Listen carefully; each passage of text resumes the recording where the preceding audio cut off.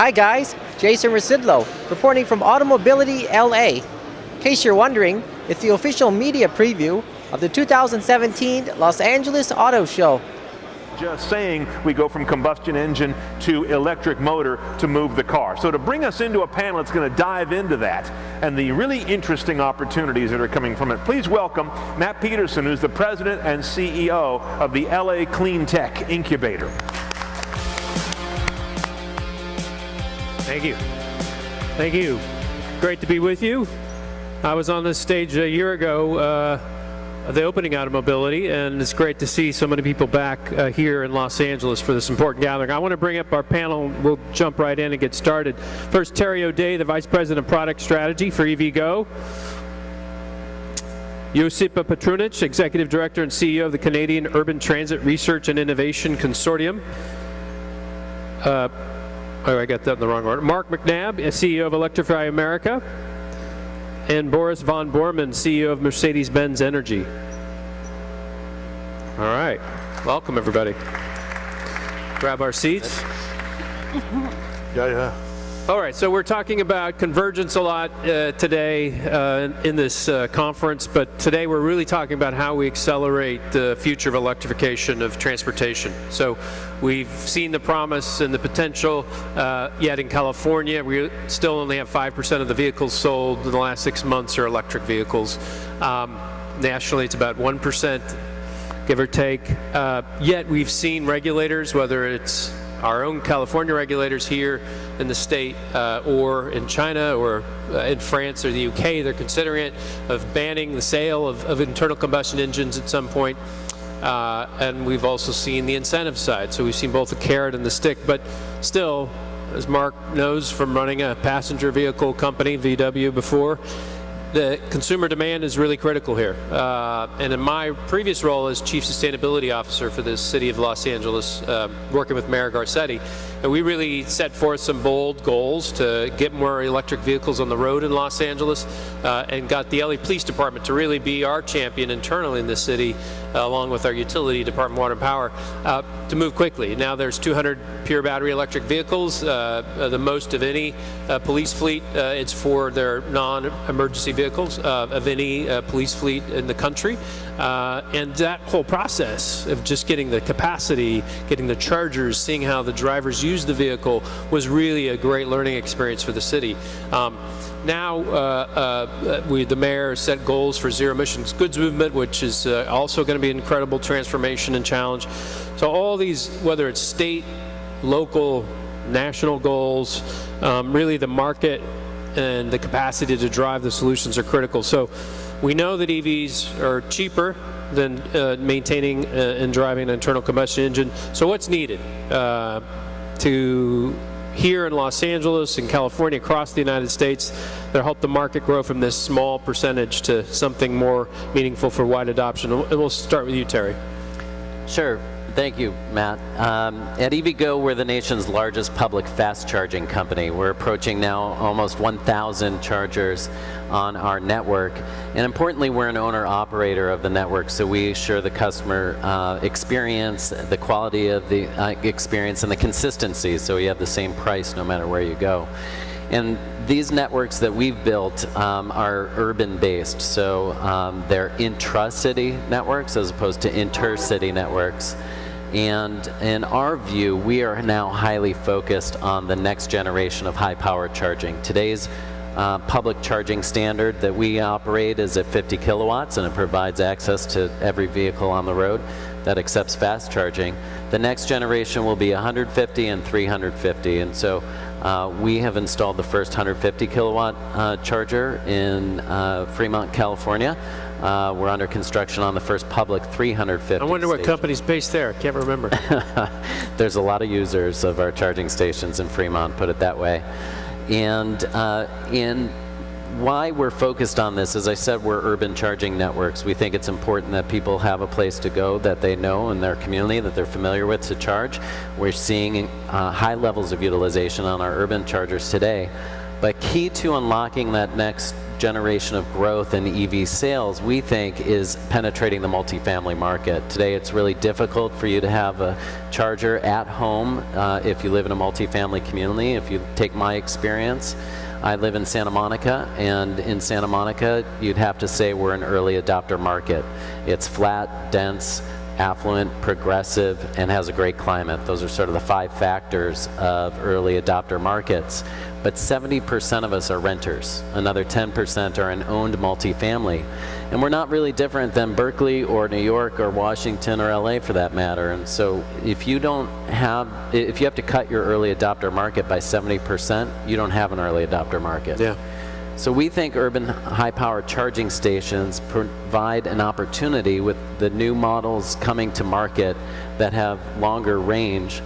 An urban resident can charge their car once, twice a week at a grocery store, and that can meet their needs. And so we get out of the dynamic of trying to figure out how do you get a level 2 charger into a property. You know, for a lot of multifamily residents, they park on the street. You know, they don't have reliable overnight place to park.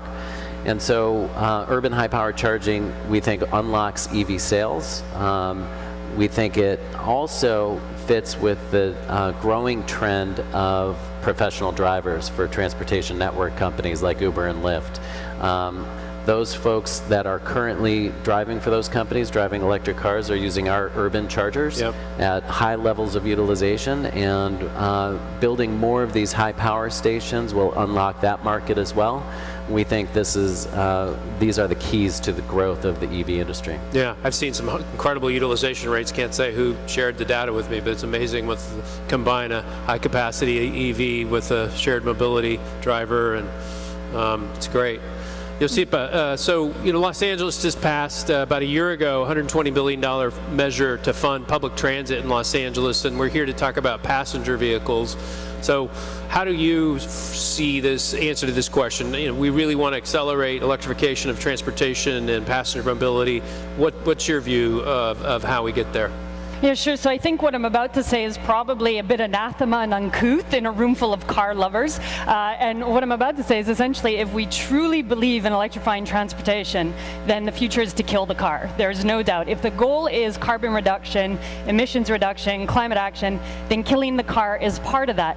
Some of the variables that are going to lead us to ubiquitous electrified transportation are the same variables that will eventually, in the short term, lead to electrified passenger cars, but eventually that will be surmounted by electrified mass shared mobility. So the future that I'd put in front of you is one that's low carbon, smart shared mobility, where you have really transit and mass transit at the forefront of the electrification of transport innovation spectrum. So if I can build on that, there's 2 kind of columns you have to think about. The first column is the technology column. If we're talking about transit infrastructure, transit innovation, most of you know transit is typically conservative, is not populated by people from an innovation background, and is generally not funded to be innovative and cutting edge to accept higher levels of risk than normal. So to put transit at the forefront, there are some technology challenges in electrification that they have to address. One is high power charging standardization. So you talk about getting to 300, 350. We're already doing electric buses at 450 kilowatts of charging, and the next step is 1 megawatt. There's no doubt that is where we're going.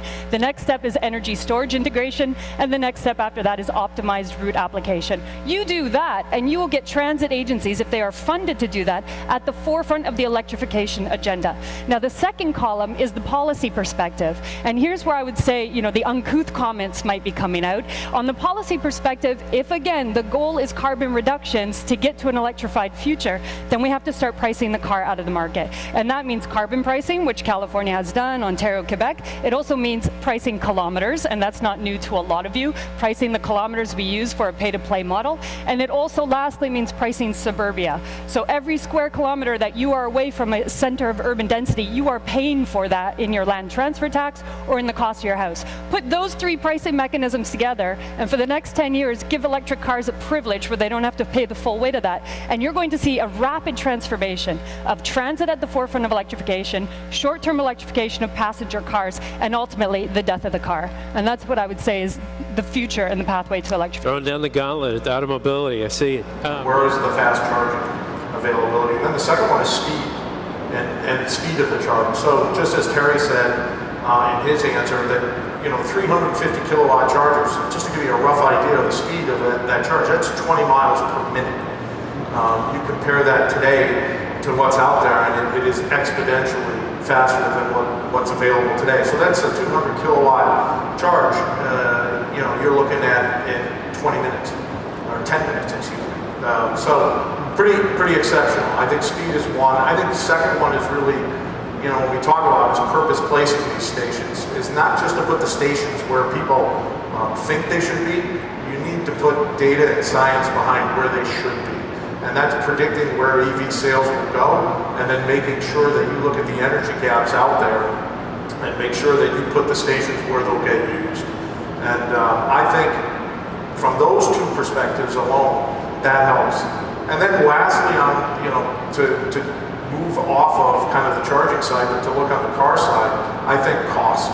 I think cost is key. Cost both from an infrastructure standpoint, how do you mitigate demand charges in the future, because the infrastructure companies are having a difficult time with profitability due to the high tariffs that are out there. So I think there's a lot that needs to be done there, but also battery cost. We saw the last speaker talk about the cost per cell getting down to about $100 per kilowatt hour on a cell level. At a pack level, you need to be somewhere around $100 on a pack level per kilowatt hour. So very, very substantial change needs to happen, I think, in the future from a cost standpoint in order to get adoption up. Yeah, important questions.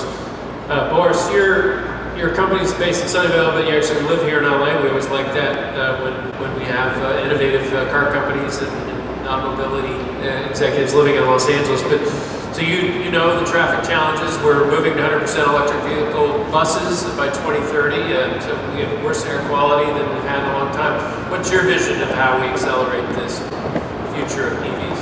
Yeah, obviously, being glad, first of all, thank you, Matt, for hosting the panel and inviting me, and Mercedes-Benz Energy to the panel. I obviously can't underwrite what Josipa said. Having a car company as 100% shareholder of our company, killing the car, I don't think is quite the option.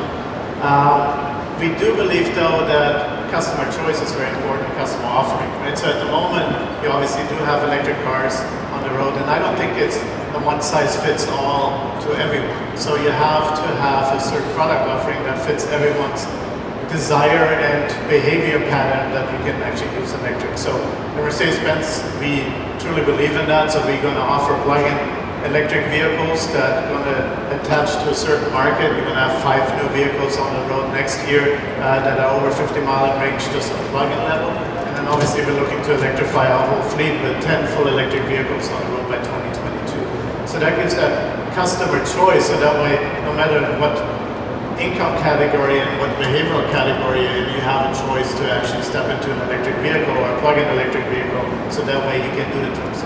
My neighbors, they always go to Big Bear and Mammoth, and they're avid outdoors. Just a pure electric might not fit their needs, and they're looking for a plug-in with a long range so they can use it in the city, as you mentioned.